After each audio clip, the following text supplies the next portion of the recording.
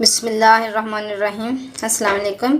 आज की वीडियो चटपट में ख़त्म होने वाली है। आज मैं आपके साथ सिर्फ 2 चीज़ों के साथ अपने बालों को ब्लैक करने की ज़बरदस्त रेमेडी शेयर करूंगी। अगर आपके बाल वाइट हो चुके हैं और आप अपने बालों को ब्लैक करना चाहते हैं तो इसके लिए आपने सिर्फ 2 चीज़ें लेनी हैं। आपको ये 2 चीज़ें नज़र आ रही हैं स्क्रीन में। एक ये अनार पोमग्रेनेट यानी अनारों के शेल हैं और एक ये बनाना यानी केले के शेल हैं। ये दोनों आपने रात को ऐसे 2 लेकर एक बड़ा पीस अपने अनार के छिलके हैं उनका लेना है और एक बड़ा पीस केले के छिलके का लेना है और ये दोनों लेकर आपने पानी के आधे कप में डिप कर देनी है और सुबह उठकर आपने पानी को फिल्टर कर लेना है और ये पानी अपने बालों के ऊपर अप्लाई करें तो आपके जो वाइट हेयर हैं आपके वाइट हेयर ब्लैक होना शुरू हो जाएंगे।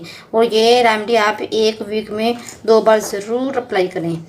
तो अगर आप अपने बालों को हमेशा के लिए या ज़्यादा देर के लिए ब्लैक रखना चाहते हैं तो इसके लिए आप ये रेमेडी ज़रूर ट्राई कीजिएगा।